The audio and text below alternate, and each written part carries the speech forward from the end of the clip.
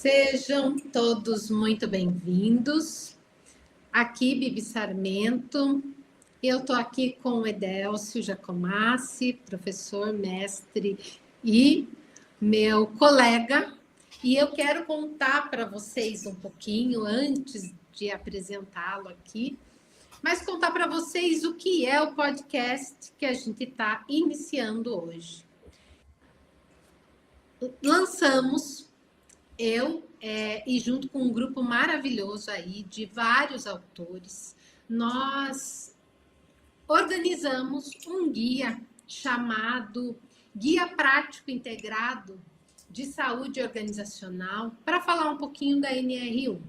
E o objetivo deste guia é trazer um pouco mais de consciência e dos aspectos práticos, olhando para as dores que nós temos identificado dos gestores, das lideranças e das empresas ao implementar a NR1 dentro das suas organizações.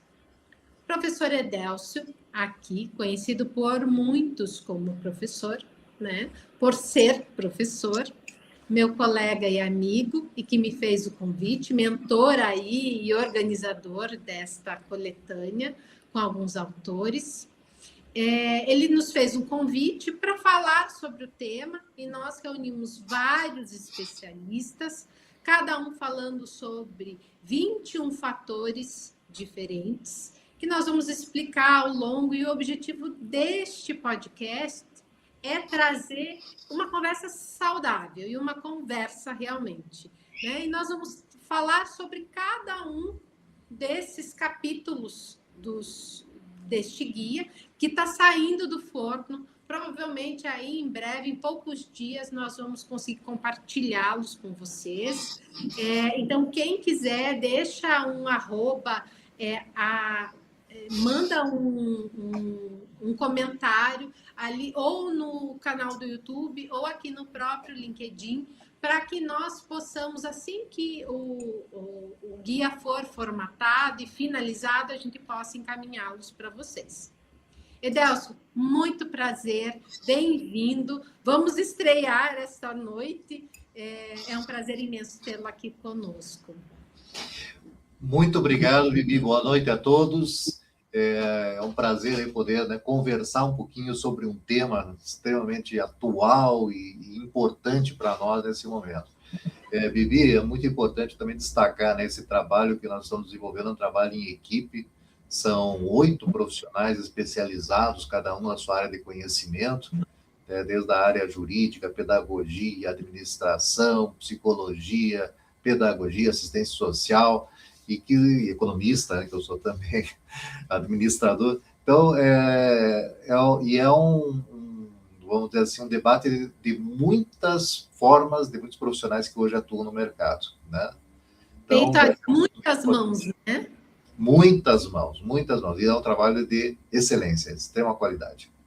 E eu acho que o que é legal, Edélcio, até a gente conseguir colocar isso para esse público que está entrando, a ideia é ser um bate-papo mesmo, a gente vai abordar alguns pontos, mas ainda falando um pouquinho do guia em si, a idealização deste guia foi trazer para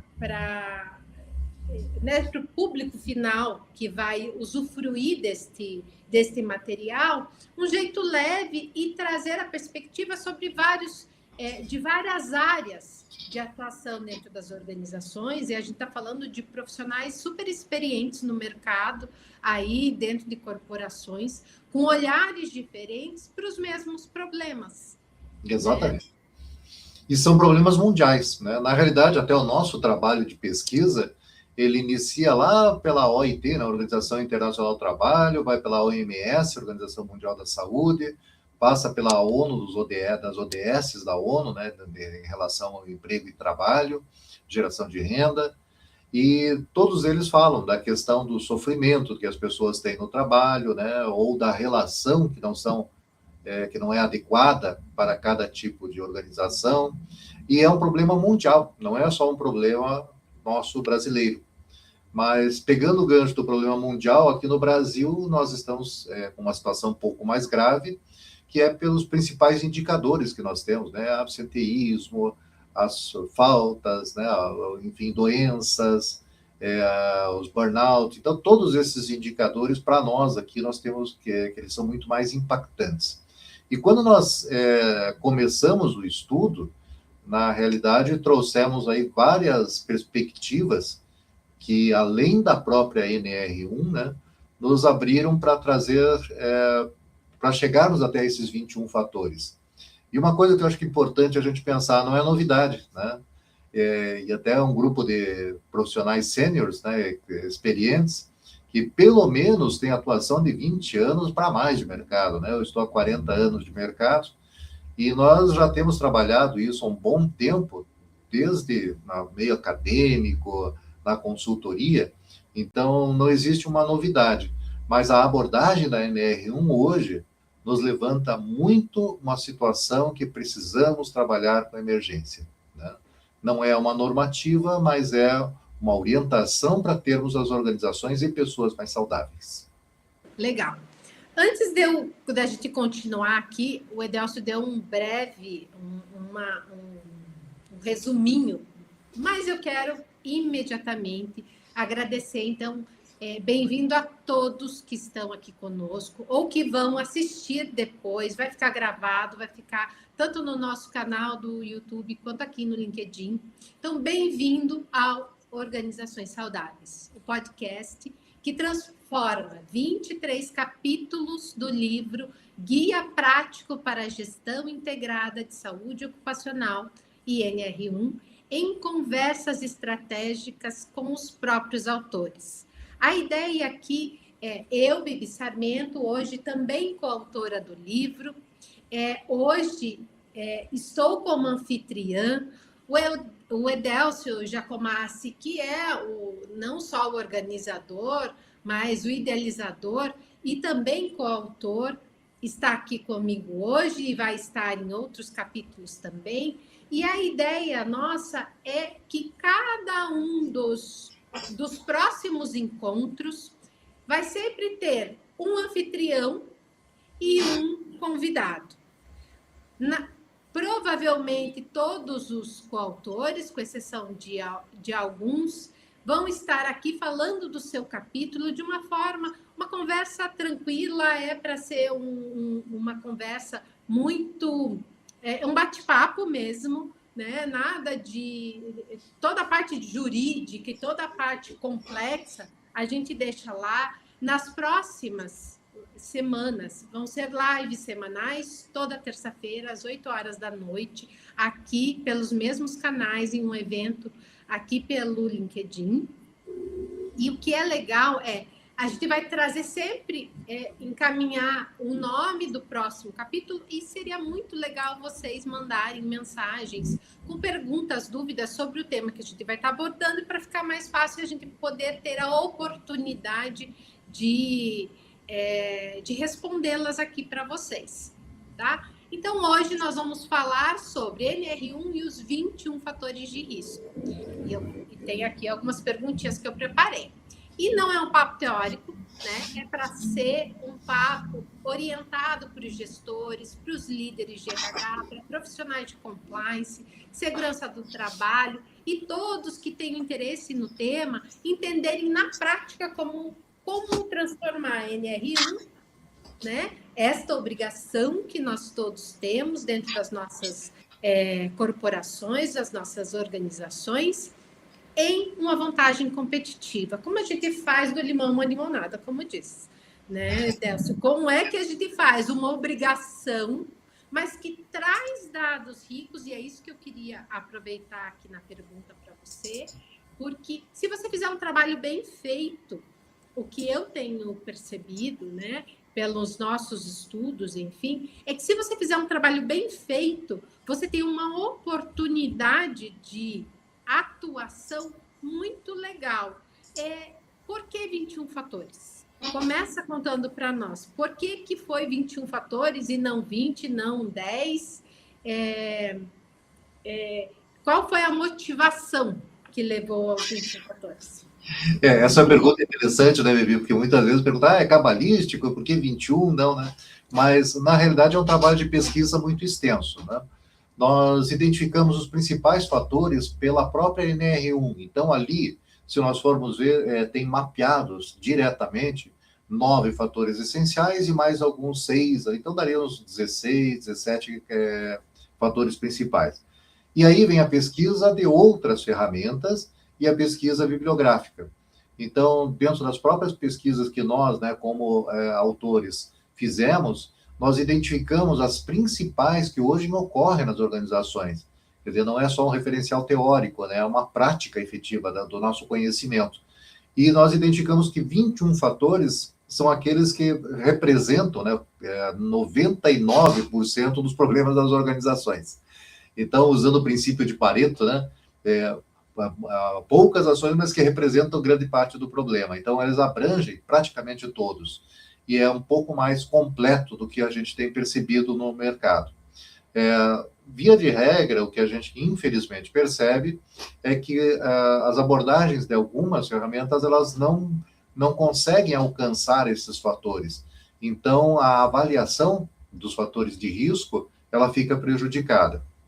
E aí uma coisa muito importante, que hoje nós estamos pensando em atender os requisitos da normativa número 1, da NR1. Mas esse nosso trabalho, ele vai além, ele extrapola, porque o conceito das organizações saudáveis é muito mais do que somente a NR1. Nós estamos falando de uma cultura organizacional, de um clima organizacional, dos fatores ergonômicos, das NRs, né, de todas as NRs, na realidade, não é só da NR1, a NR17, que é fatores ergonômicos, para nós também conta muito dessa pesquisa, e dentro das NRs ainda tem as próprias ISO, né? E a ISO que a gente vê também como forma de aprimorar.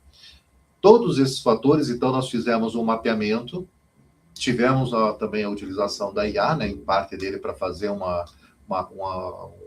junção desses fatores para criar grandes grupos, né? Uhum. Desses grandes grupos, então, foram escolhidos 21. E aqui vem o papel importante, né? Acho que nós devemos mostrar primeiro o nosso dever de casa, que é dos nossos principais consultores e pesquisadores, que é um trabalho conjunto. Então, cada um de nós, né, pegamos pelo menos 2 capítulos para desenvolver, de acordo com o nosso expertise. E aí ficou um material riquíssimo, que é a vivência de cada um dos consultores para construir os 21 fatores. Muito bom, muito bom. E dentro desses 21 fatores, esse capítulo é a porta de entrada que nós temos, né? No livro, trazendo, claro, as portarias e todas essas previsões técnicas que a NR traz, até mesmo ainda eu acho que é muito complexo, como toda implementação de uma nova portaria, Edelcio, tem muita insegurança ainda de saber como é que o Ministério do Trabalho vai atuar dentro das organizações, como é que ele vai fazer as fiscalizações, a partir de quando os TACs vão acontecer. Então, para quem está acostumado no dia a dia, e nós estamos falando para esses profissionais, sempre antes de vir uma multa, vem um termo de ajuste de conduta, né? Vem uma avaliação, e vem uma avaliação da situação da empresa, da regularidade, um termo de ajuste de conduta que é para garantir que a empresa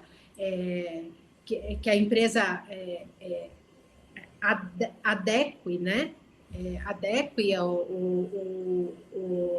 o sistema, e eles ficam daí um tempo ali fazendo visitas periódicas, ou você fica né, com aquele farol levantado ali nas empresas para que eles possam fazer realmente os ajustes que precisam. Então, a gente ainda não sabe muito bem como isso vai funcionar, mas fato é que a NR todo mundo achou, e eu vou dizer que eu mesma, que sou profissional de RH há tanto tempo no mercado corporativo, eu achei que no dia 26 de manhã a gente ia acordar e ia dizer assim, prorrogar por mais 90 dias.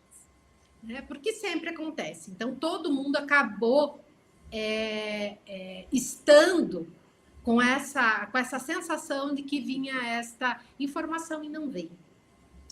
Isso, perfeito. Então, veja, era para ter entrado já em vigor em maio de 2025, né?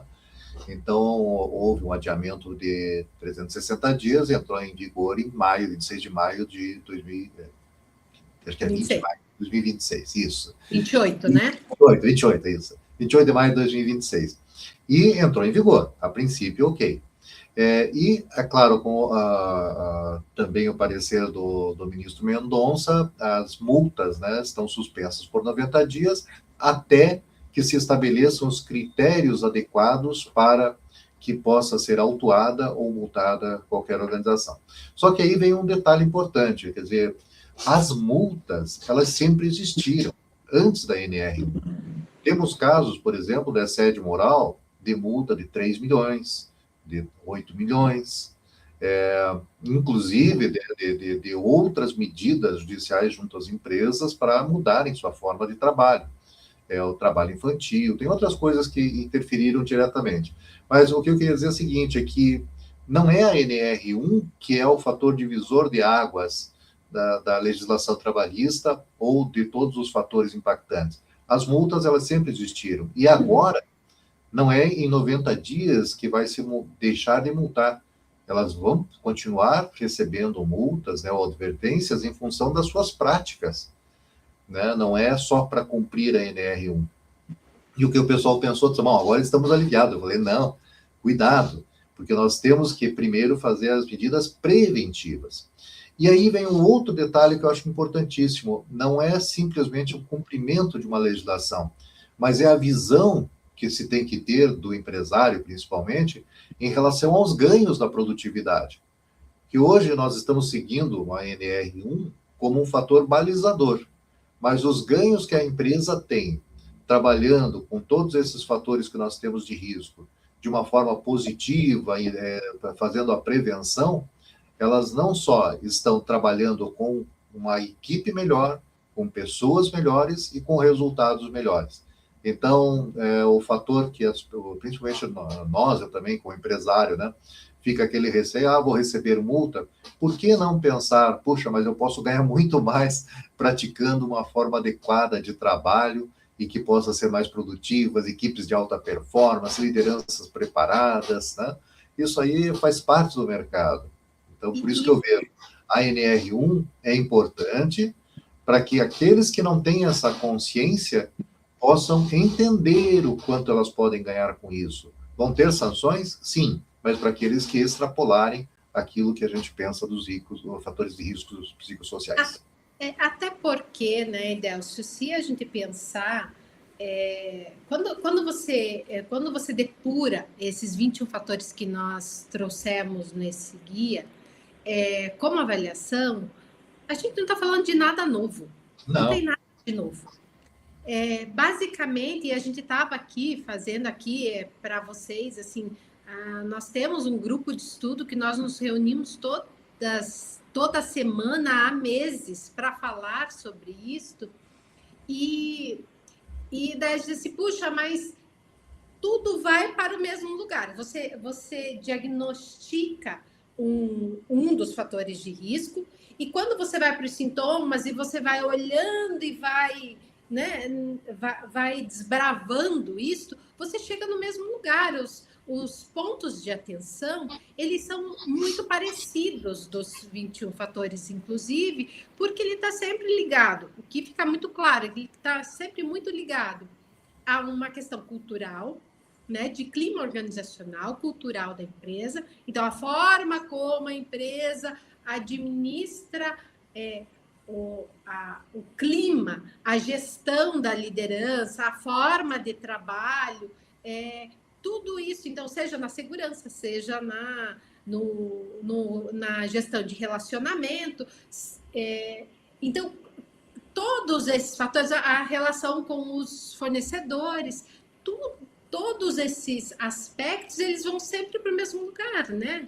E a gente chamou isso de organização saudável, inclusive, porque é isso, se você tiver uma organização que esteja minimamente, né, respeitando coisas muito simples, a gente está falando de relacionamento, de ser educado, né, de cuidar do excesso de jornada, de que a pessoa tenha um desgaste mental, emocional, enfim.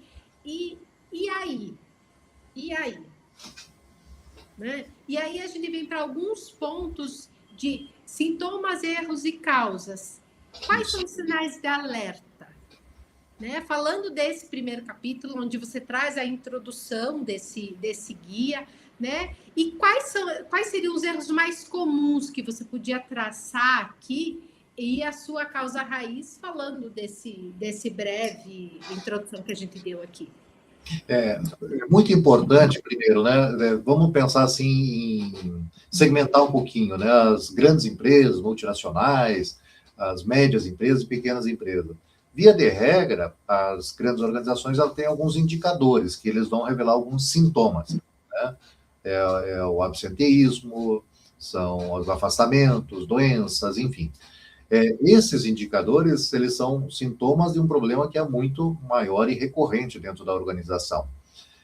Das médias empresas, elas conseguem também ter esse mapeamento, talvez não com tanta precisão, mas tem assim um significado bastante importante. Das micro e pequenas, que aí nós estamos falando de até 20 funcionários, né, coisas que teriam assim um trabalho muito mais próximo uns dos outros, né? Mas eles são recorrentes. A proporção é maior porque impacta um número maior de pessoas, mas os problemas são muito similares, né? Eu vejo assim, desde a própria cultura da empresa, né, o empresário, a grande dificuldade, muitas vezes, que eu tenho até com colegas, né, com pessoas que a gente tem relacionamento, é entender o que é a NR1. E hoje o entendimento da NR1 é parte da cultura. Poxa, mas então está tendo uma fiscalização para ter multa? Vamos lá, tenha multa, mas não é o principal fator. E o clima, como é que é o clima dentro da nossa organização? As pessoas sentem prazer em ir trabalhar ou é um sofrimento ir trabalhar? E aí eu pego o principal conceito da OIT, é o trabalho que gera sofrimento. Tudo que gera sofrimento, ela tem uma causa que pode ser dentro da organização e fora da organização, que daí é em relação às pessoas. Isso nós separamos, né? Nesse estudo que nós fizemos aí, ficou bem claro isso. Então, nós temos que também alertar o empresário que nem todos os problemas que estão na organização se referem à organização.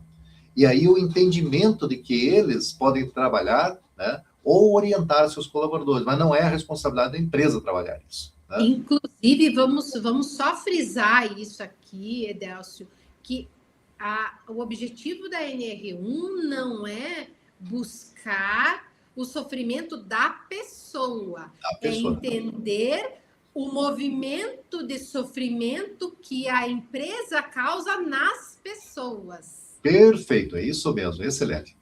Que é justamente essa questão, né, vamos lá, pegando um exemplo bem prático, né, assim, bem do dia a dia, a pessoa que tem um problema em sua casa, seja financeiro, seja com familiares, não é um problema da organização, mas a partir do momento que a organização saiba que existe esse problema, ela pode orientar ou direcionar, né, para que o problema pessoal, mas não é um fator de risco psicossocial para a organização. Então, nós estamos trabalhando em problemas organizacionais. Quando a gente fala em assédio moral, é a repetição de determinados comportamentos que ocorrem na organização, seja pelo despreparo das lideranças, seja pelo clima que é trabalhado, mas que envolve grupo de pessoas, né? Agora, né, tudo que for individualizado, ele vai para um tratamento individual, mas não necessariamente é problema da organização. Isso. E o que eu gostaria só de relatar, assim, é importante, né? Todos esses fatores, nós, no nosso diagnóstico, nós procuramos ver qual é o impacto que tem para a organização. Então, tem muitos que muitas vezes a gente percebe, né? O colaborador acha que está sendo perseguido ou coisa. Não, pode ser que não seja nada disso. Vamos lá, vou dizer assim, um fator, eu estou chamando a atenção de um colaborador. Não é confortável para o colaborador, mas não é assédio. Uhum. A regra da empresa ela tem que ser seguida. O líder tem que cobrar do seu colaborador. Então, não é simplesmente seguir dizendo assim, estou com medo que agora eu não posso fazer isso com o colaborador, não posso pedir que ele cumpra as suas metas, desde que as metas sejam atingíveis, mensuráveis, né? Aí é que vem o nosso trabalho, que a gente orienta de como construir uma organização saudável dentro de um ambiente em que todos saibam as regras do jogo. E Edelcio, eu que trabalho com comportamento, né, que sempre trabalhei com desenvolvimento de habilidades, comportamento, eu sempre digo que não é... Você pode falar tudo, você pode chamar atenção, você como gestor, e eu falo isso muito nas minhas formações de liderança, você pode ser incisivo, você só tem que saber o como fazer isso. Porque o como fazer isso é que pode gerar um assédio. Então, o formato... Então, você pode dizer que a pessoa não bateu as metas, você pode cobrar, você pode, inclusive, né, ser mais incisivo na sua... Suspender, se for o caso. Suspender, dar advertência, tudo isso. O que acontece é como. Então, uma das preocupações das empresas aqui, das corporações hoje, das organizações, é entender, será que os nossos líderes estão preparados? Porque é isso que está sendo cobrado. No fundo, o que está sendo cobrado na NR é como é que a empresa está preparando as suas lideranças para cuidar das atividades das suas equipes e gerar os resultados que precisam gerar.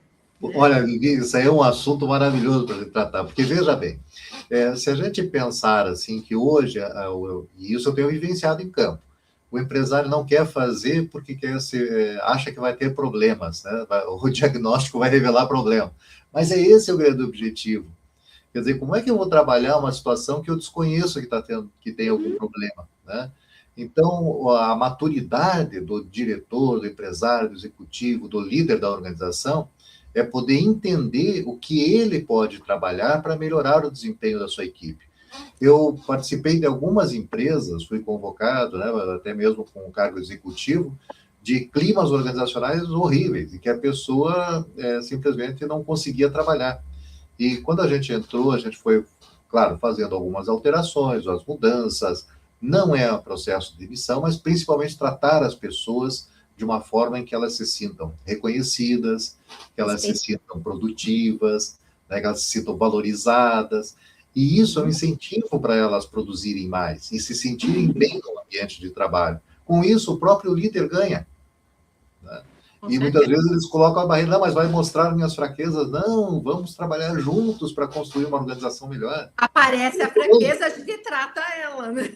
Exatamente. É a mesma coisa, eu saber que eu estou doente, não vou tomar remédio só para não dizer que eu estou doente. É esse o objetivo. Acho que tem uma questão de consciência. Mas, falando um pouquinho ainda, Edelcio, desse mapeamento dos fatores, eu também tenho visto muito, e é um tema que me preocupou muito, porque eu circulo em grupos de RHs, né, com executivos, com um pessoal preparado para absorver isso e o principal condutor aí dos programas dentro das organizações, mas eu ainda vejo muita confusão. Eu vejo muita confusão no entendimento do que a NR1 tem que fazer, ou do que aplicar, quando aplicar.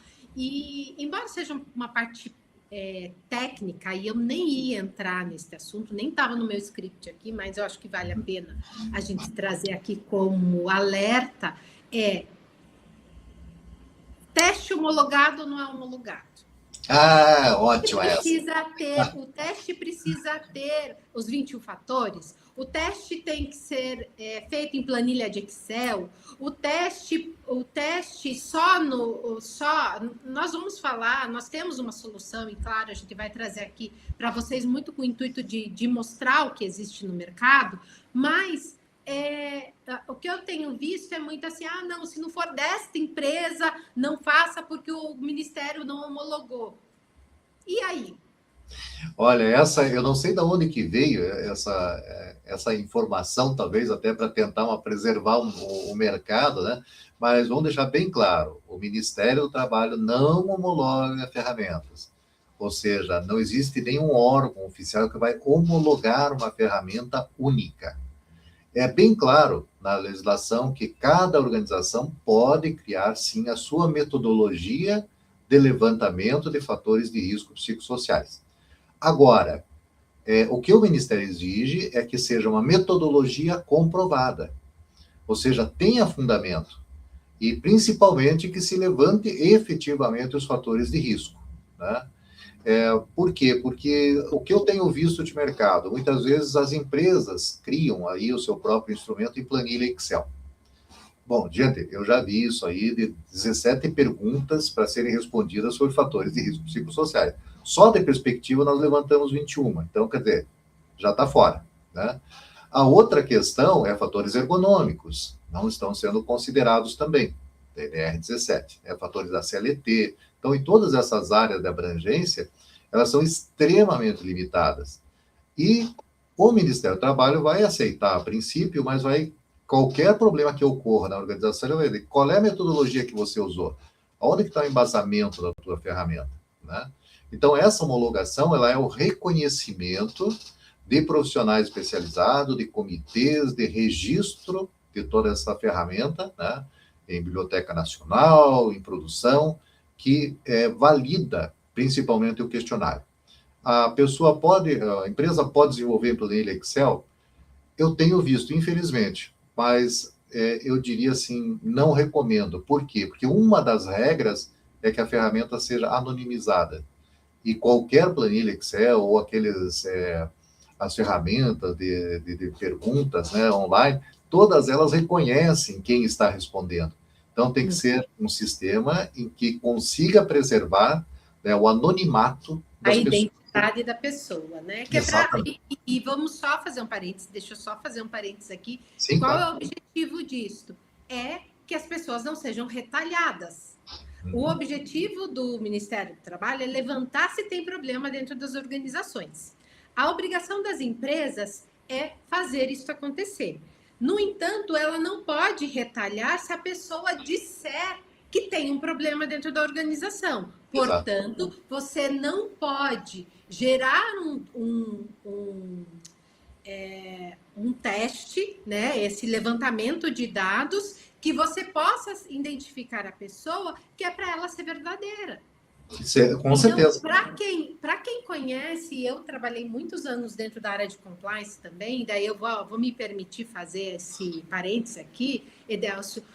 Os canais de ajuda, né, dentro das organizações, eles preveem a mesma coisa.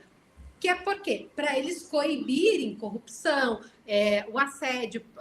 Assédio moral, assédio sexual.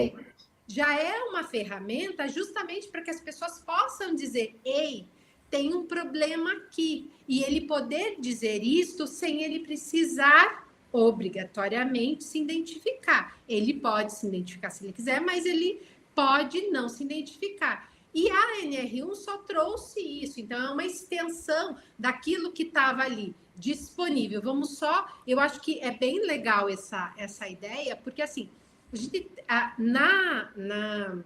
na lei anticorrupção, ela exige que as empresas tenham um canal de denúncia. Ela exige, isso está na lei. Tá? Então, vejam só, tudo está interligado, a gente tem que nem entregar o e-social hoje, você entrega o e-social e ele está ali. Você não precisa mais fazer nada, você vai lá, quando tem o teu IR, está tudo na base. E é esse o objetivo. Então, você tinha um canal de denúncia que pedia para você, que te obrigava a dar um espaço para a pessoa falar. Mas o que acontece no canal de denúncia? A pessoa vai se ela quiser. Certo? Então, se ela sentir que a ferramenta é confiável, se ela sentir que a empresa dá atenção, o que o Ministério fez? Agora é tua obrigação, empresa, buscar se tem problema, saber se tem problema. Então, é uma ação que a empresa precisa fazer para ela dizer assim, não tem problema, ou tem e eu tenho que agir. Né? Então, por isso, a anonimização é bem importante, para que as pessoas possam dizer com muita veracidade, segurança. Né? Segurança que tem problema aqui ou ali, e o objetivo não é punir ninguém. O objetivo não é punir. O objetivo é que a empresa reconheça os seus problemas e trabalhe neles. Exatamente. Até outro fator que também eu consideraria assim, muito importante também é a própria, vamos dizer, preparação para esse questionário, né? Muitas vezes eu tenho observado também, não no nosso caso, mas em pessoas que eu tenho visitado, empresários, que existe um baixo índice de respostas. Então, já esclarecendo a dúvida de muitos, que eu tenho certeza que por exemplo, você responde só 30% das pessoas responderem, eu posso fechar o questionário? Pode, eu não recomendo. Por quê? Porque 30% já é um sintoma de problema. Por que as pessoas não estão respondendo? É sinal que tem problema. Então, a minha sugestão é seguir a pelo menos 70% da organização que tenham a resposta, né? A outra questão será que os colaboradores se sentem seguros para responder? Quer dizer, até que ponto realmente eles estão apresentando a resposta correta? Porque senão, e isso eu também observei no mercado, gente,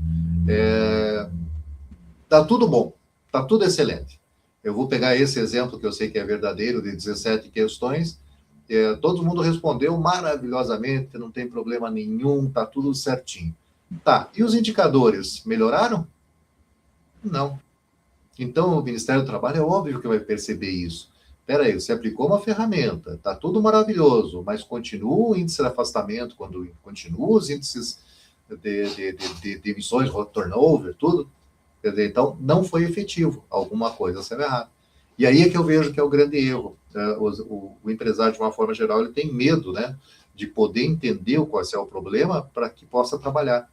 Agora, um detalhe, né, a hora que for feito o diagnóstico, tem que ser feito um diagnóstico organizacional, um trabalho mais profundo, porque se for aplicado realmente dentro da NR1, ele gera um PGR, né, um Programa de Gerenciamento de Risco. E esse PGR ele é registrado pelo E-Social. Né? Uhum. Então, e nesse PGR, o PGR é o nosso antigo, como é que é? PCMSO, PPRA, né? O PCMSO, tá certo. O PPRA. E ele também é uma junção, se a gente pensar aqui no nosso dia a dia de RH,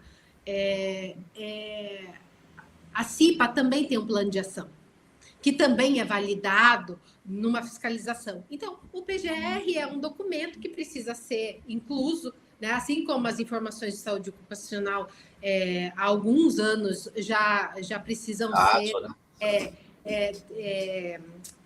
já são enviadas para o E-Social, é um outro documento, né, que substituiu esses para que a gente pudesse colocar, e nele tem um plano de ação. Então, vamos só frisar aqui. Você descobrir, rodar uma pesquisa, né, rodar um diagnóstico, levantar problema, não te dá empresário, não te dá uma multa. Não. Ele só diz para você, então o que ele vai validar? Você tem um problema. Se aparecer o fiscal do trabalho, mesmo que ele veja que tenha problema de assédio, seja ele qual for, ou problema de excesso de jornada, o que for que apareça, ele não vai te dar uma multa porque você diagnosticou e o diagnóstico não é bom. Uhum. Não, ele não vai te dar. O que ele vai te dar multa se você não fizer, Ou se no ano que vem, quando você tiver que rodar de novo, então, porque é uma pesquisa, é um diagnóstico que ele é cíclico. Ele tem validade de quanto? 2 anos? 2 anos. 2 anos. Daqui 2 anos, quer dizer, ele está te dando 2 anos para trabalhar o que tem, o que apareceu. Você tem 2 anos para provar que aquilo que estava ruim melhorou, ou que você fez ações que pudessem melhorar. Então, eu até, dali 2 anos, quando você rodar o diagnóstico de novo, teus índices têm que ser melhores. É isso que ele vai olhar. Ele vai olhar se você teve 2 anos para fazer, o que você fez em 2 anos? Exatamente. Por isso é importante, Vivi, até no nosso trabalho, né, que desenvolvemos, nós fizemos praticamente um processo, né, um fluxo. E qual é ele? Conta aí para. É isso, vamos lá. Então, o primeiro é o diagnóstico. Aplicamos a ferramenta. É uma ferramenta adequada, é válida, ela tem um fundamento, ela vai revelar efetivamente esses problemas dentro da organização? E okay. Vocês usam o que usa, né? No diagnóstico? Qual é a metodologia desse a metodologia que nós criamos, eu até vou explicar um pouquinho mais a profundo, mas nós chamamos essa ferramenta de DIASO, né? Diagnóstico Integrado de Ambiente e Saúde Organizacional, que é justamente o completo, né? Não é só a questão das pessoas, mas é ambiente e saúde da organização. Uhum. E ele é um aplicativo, depois até eu posso apresentar no final um pouquinho, bem rapidinho, de alguma questão dele, mas tendo esse diagnóstico, ele primeiro passo, né? Ele gera a matriz de risco, de probabilidade e severidade. Então, todos os riscos, eles são classificados, né? Vão desde irrelevante, que depois uma palavra que não sei se é bem vista, né? Mas vamos tudo bem, até aqueles que são urgentes, né? Que são prioritários. Então, do Ministério, eu percebo o seguinte, né? Eles vão ver, tá, apareceu alguma coisa que é relevante, então qual é o seu plano de ação? Daí no PGR aparece a matriz de risco e quais os fatores que devem ser trabalhados prioritariamente. A exigência que eu vejo é apresente o risco, mas monte o plano de ação. Uhum. O que eu vou fazer se os meus líderes não estão preparados para tomar decisões? Ótimo. O que a empresa tem que fazer para que isso seja resolvido? Entra no PGR. Uhum. E aqui encerramos uma primeira parte, praticamente, que é o PGR, para cumprir a legislação da NR1. Agora, a empresa vai adotar as medidas que estão no PGR? Então, a pergunta aqui, mas o PGR, o PGR, ele vai indicar quais são os pontos relevantes para trabalhar. Ele vai fazer uma ordem lá. E o plano de ação, ele é obrigatório imediatamente? Vamos lá. O que consta do PGR, sim. Né? O que você vai fazer para resolver esse problema? O que normalmente não se faz, e se para no PGR, é não complementar com o plano de ação completo. Uhum. Então, vamos lá. Problemas da liderança. Quando que eu vou fazer? Qual tipo de treinamento? É um workshop, é uma palestra, é um treinamento, é um programa? Uhum. Qual é a duração? Quem que vai aplicar? Quais são os conceitos que são importantes serem trabalhados nesse conteúdo? Uhum. Né? Aí vem todo um cronograma, um orçamento que normalmente tem que ser fazer e que que nós utilizamos, né, o 5W2H. Então, na ferramenta 5W2H é quem vai fazer, que prazo, tal, tudo certinho, que é o plano de ação completo de todos os fatores de risco. E o mais importante, aí vem um grande diferencial que nós utilizamos e que a ferramenta contempla, que nós usamos o método MASP, né, Metodologia Analítica para a Solução de Problemas. Ou seja, nós temos que separar aquilo que é causa, né, e daquilo que é sintoma. O sintoma é uma coisa que você toma um medicamento rápido e resolve. Eu faço sempre uma analogia com a dor de cabeça, né? Se eu disser, estou com dor de cabeça. Bom, tem inúmeras causas. Mas se eu disser assim, toma um chazinho com mel e está resolvido. Pode ser que sim. Mas no dia seguinte eu vou ter as consequências, né? Por um momento eu consigo resolver, mas não é definitivo. Da mesma forma na organização. Eu preciso de um treinamento de líder. Vou lá e faço uma palestra. Tá, mas sobre o que foi feito? Como que foi o conteúdo? Ele contemplou que é um fator de risco mesmo?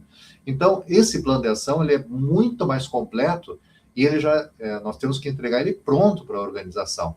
Isso que eu vejo importante. E os consultores, que são os parceiros, que são, né, a equipe que está aqui, ela é que desenvolve isso em conjunto com a organização. Então, fazemos lado a lado. Em nenhum momento feito só ferramenta de um aplicativo e entrega a coisa num papel. Papel, muitas vezes, ele pode aceitar muitas situações. E o acompanhamento das ações. Aqui também é outro diferencial, né? Porque além de entregar o PGR, o plano de ação, fazer o acompanhamento e o comparativo de efetividade.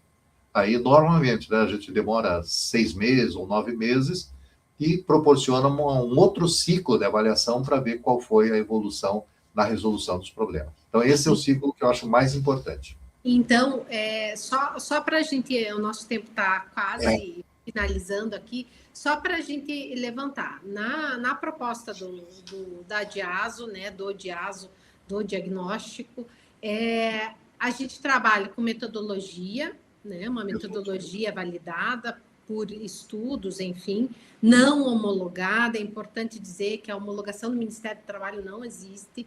Né, ela é reconhecida e registrada, né? Ela é registrada, né? Reconhecida e registrada, então por isso que a gente fala muito dessa questão.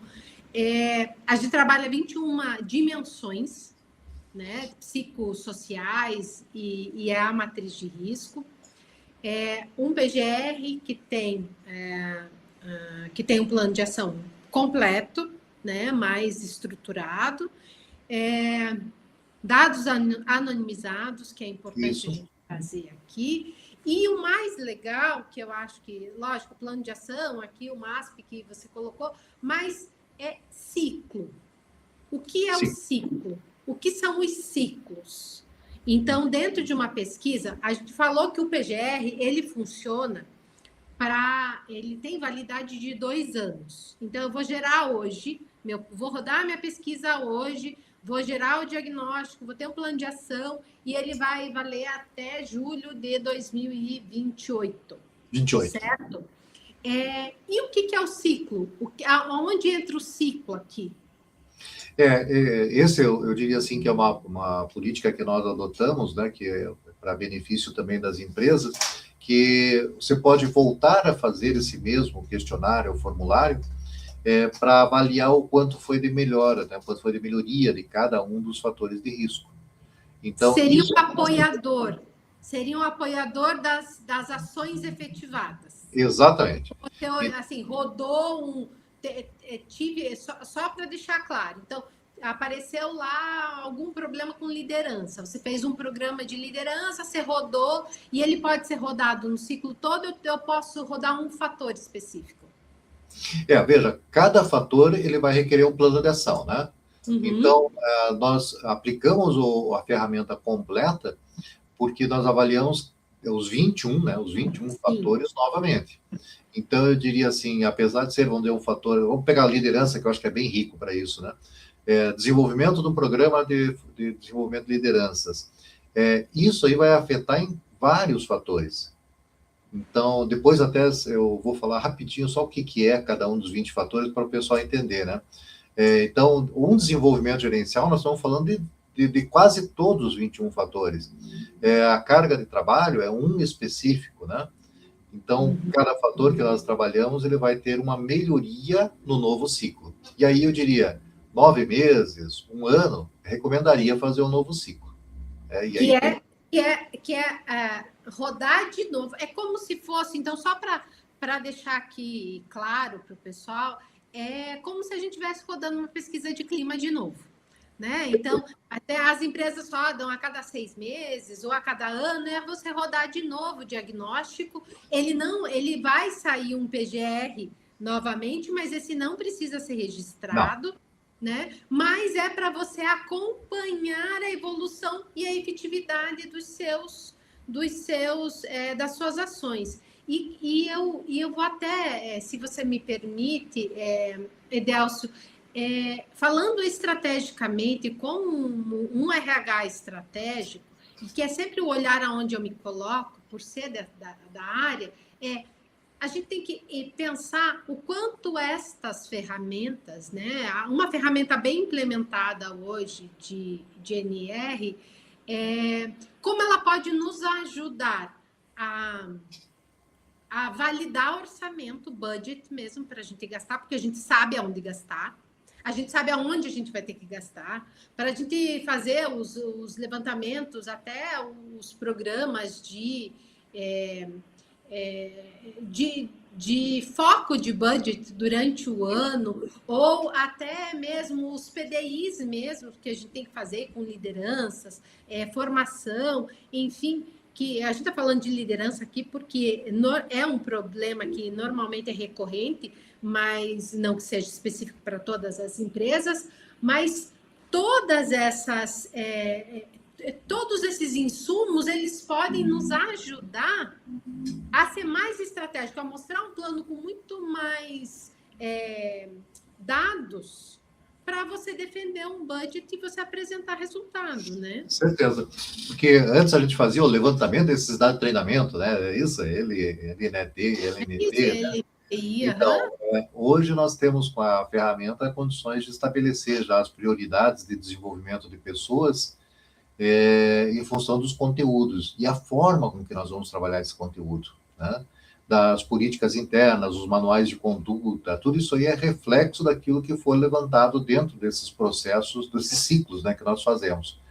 Então, eu acho importante aqui, me permite só rapidinho, falar sobre quais são os principais, né, quais são os 21, ó. Primeiro, a cultura e valores, clima organizacional, apoio da liderança, apoio institucional, clareza de papéis, assédio moral, assédio sexual, relações interpessoais, segurança e estabilidade, segurança psicológica, comunicação interna, desenvolvimento e reconhecimento, prazos e metas, carga de trabalho e jornada, saúde mental dos colaboradores, autonomia, fatores discriminatórios, outros fatores ergonômicos, grau de satisfação e pertencimento, qualidade de vida e relacionamento com terceiros, fornecedores e parceiros.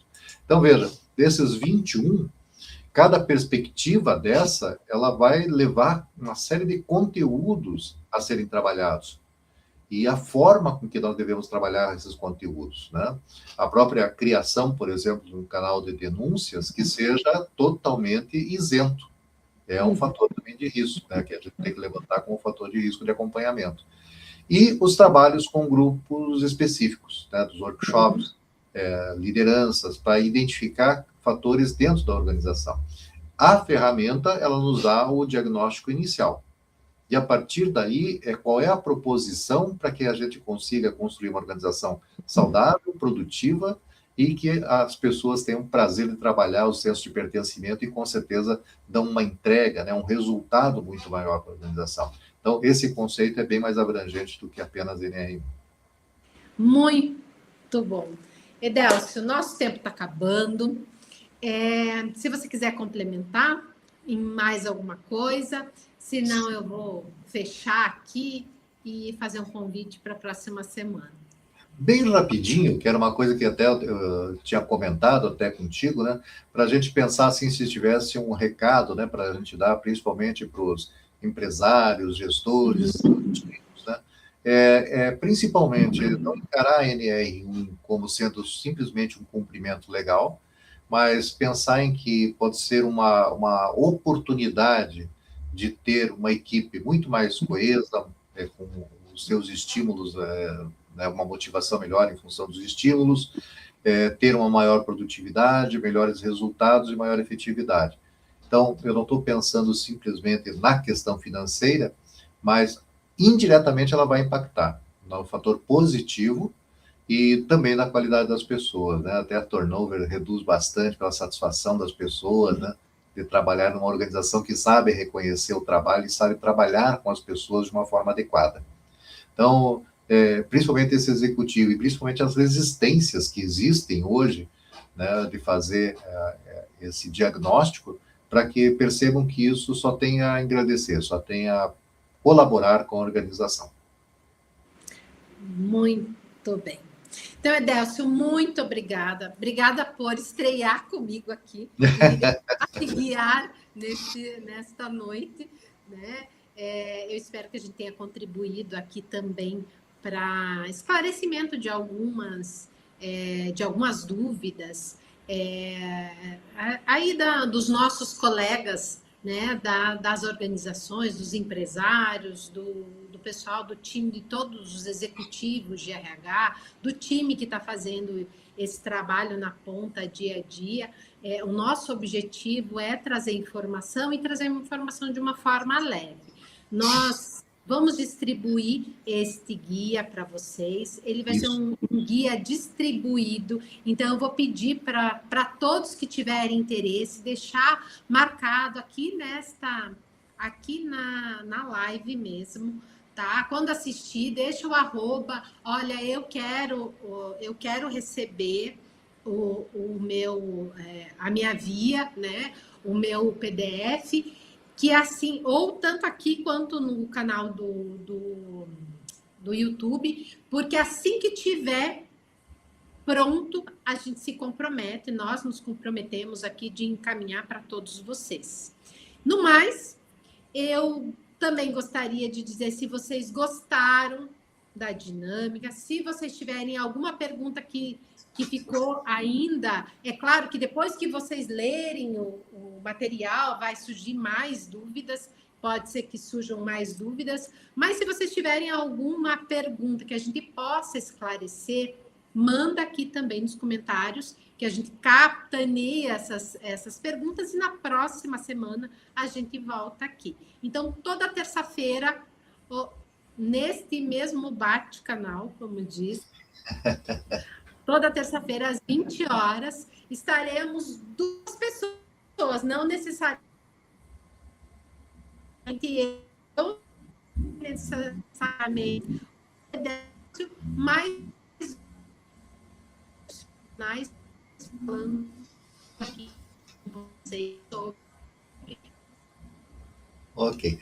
E não esquecer as dúvidas, também nós podemos resolver com contatos pessoais. Estão presentes no guia. Isso. É só mandar, quero conversar, gostaria de entender um pouquinho mais, e nós estamos todos aí disponíveis para falar um pouquinho mais sobre isso. Então, muito obrigada. Semana que vem tem mais. Terça-feira, às 20 horas aqui. Obrigado e parabéns pela condução, viu? Deixa a gente super à vontade aqui.